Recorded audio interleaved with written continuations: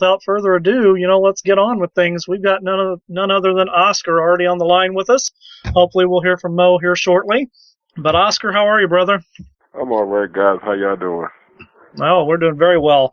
We had the great pleasure of meeting yourself and Mo at the Heroes and Legends up at Fort Wayne here a couple months ago, and it was a great pleasure and honor to be able to meet you in person.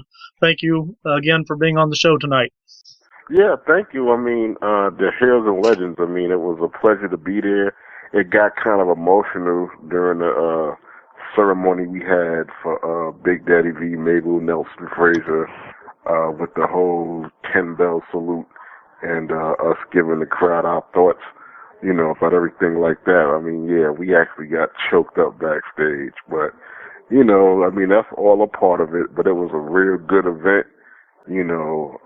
My hat's off to, Scott and all the people that put it together. And it was a pleasure meeting you guys, so yeah. Yeah. You guys, you and Sir Mo were sitting at a table as well, meeting and greeting all the fans coming by. What's it like, Oscar, after, so many years of doing this and being a part of the spotlight, being able to sit down and talk to fans at conventions like this?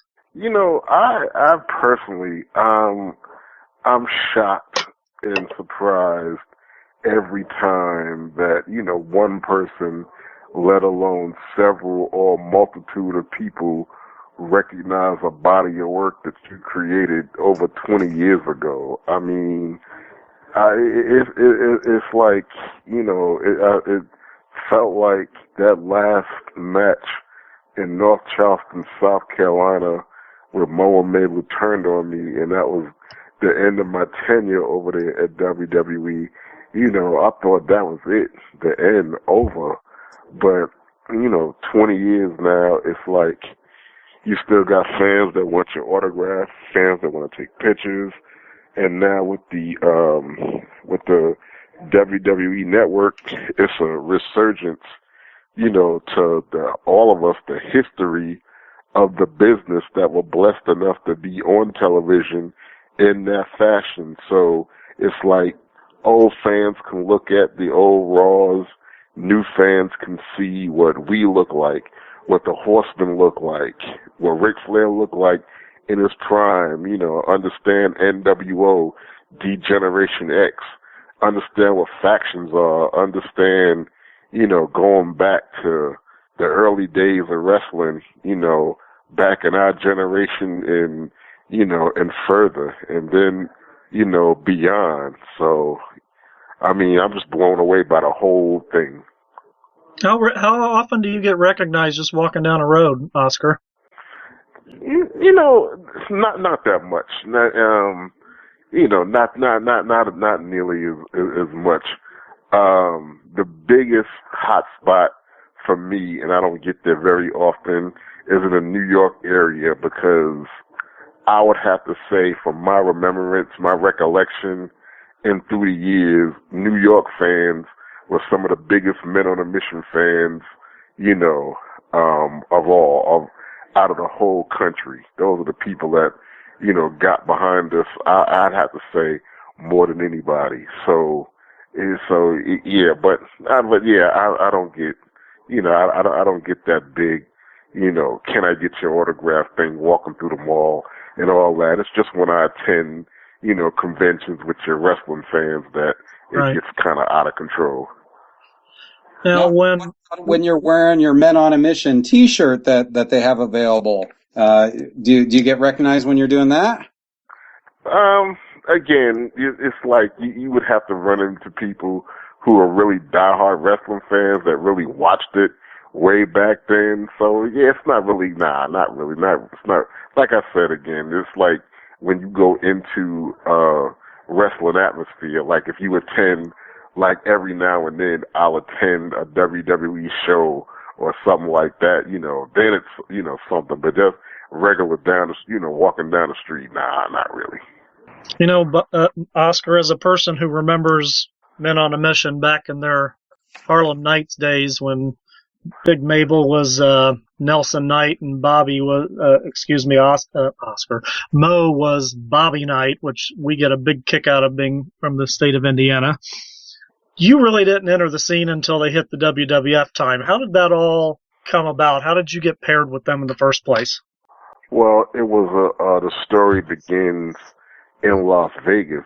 I was out there with a comedian named Andrew Dice Clay, and I saw Macho Man Randy Savage walking through the lobby of Caesar's Palace, and I thought it would be a funny goof to go up there and do like a rapping, singing telegram for him. So I did it, and Vince was standing there, and Jerry the King Lawler. And, I mean, after it was over, Macho Man asked me, he said, you got a card, brother? Because that was pretty damn good. And Vince told me, Vince asked me, did I make that up on the spot? I told him, yeah. So he told me to give him a call that Monday at the WWF offices in Stamford, Connecticut. I did. I had a long first conversation with Vince, and I was real marked out on the phone because I had been a huge wrestling fan. I mean, I remember when Vince was on commentary with Antonina Rocca, and it came on in New York, because I grew up in New York, for real, in Brooklyn. It came on midnights on WOR-TV Channel 9. So Vince was with Antonina Rocca doing commentary, and I saw the lights of Chief J. Strongbow, Bruno Sammartino, Bob Backlund, the Grand Wizard of Wrestling, classic Freddie Blassie. You know, the list goes on and on. So I was, you know, I mean, I knew who everybody was, obviously.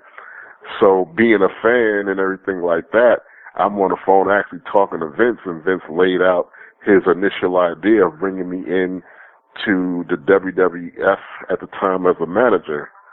So after that conversation, he gave me a couple of tickets to WrestleMania 9. I went out there and enjoyed the show. About a month after that, they called me up, and it was time to get serious. They actually called me in and flew me out to Stamford, Connecticut, for a meeting with Vince.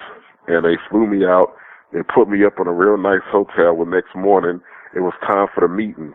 When the car came to pick me up, these two big black guys were in the car. Nelson was sitting in the front and Bobby was sitting in the back. And I had no idea how huge Nelson was till we actually got to the WWF building, which was called Titan Tower at the time. We got there and got out, and I could not believe how big and tall and humongous this man was. I mean, he was gigantic. And that's when we met, you know. So you had never met these guys before until then, right, Oscar? I didn't know nothing about them. I had never heard of them, or nothing like that. We went in.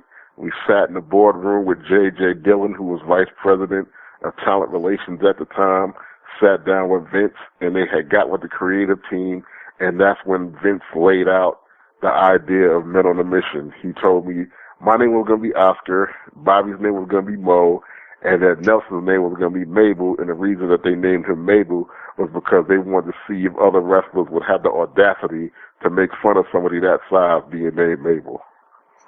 Very cool. We are the Undisputed Wrestling Are talking to Oscar from Men on a Mission. Hopefully Mo will be joining us shortly. Let's kick it over to the Duke of Dorchester, Zane Paisley. What do you got for Mr. Oscar? So did you start off then in USWA to get some more experience, before making it onto the big scene in WWF?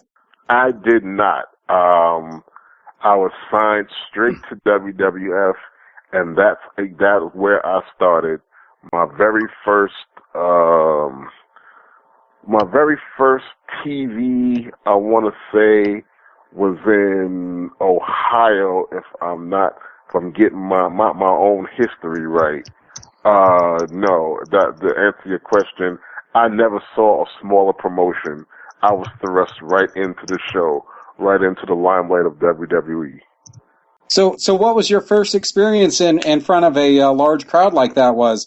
Were you nervous? Because it's a lot different, you know, performing in front of 12,000 people, rapping for them, than instead of 2 or 3 people in Las Vegas. So was that a big culture shock for you? Nah, I mean, to take you back, the answer is no. As I wasn't a recording artist, I was already experienced as a rapper. I mean, I had done concerts with the likes of NWA, Run DMC, Houdini.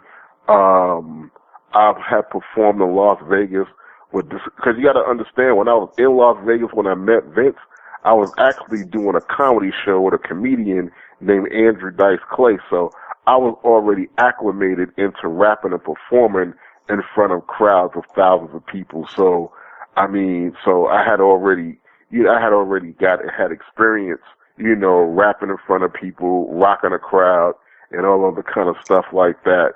And I started out in the clubs, and the hip hop clubs in New York. And now my rise to wherever I got to was a hard and bumpy one, because, New York crowds didn't take to me very well when I was first getting started. I mean, I used to get booed off the stage. I used to get, things thrown at me. I mean, it was, but I kept on and kicked up with the desire to be a performer, to be an entertainer, weighed out me being discouraged and quitting.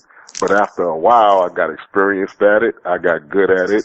I got to be one of the premier freestylists in the business, which means a rapper who can rap off the top of their head. And I learned from some of the best rappers in the business how to rock a crowd. See, all of that,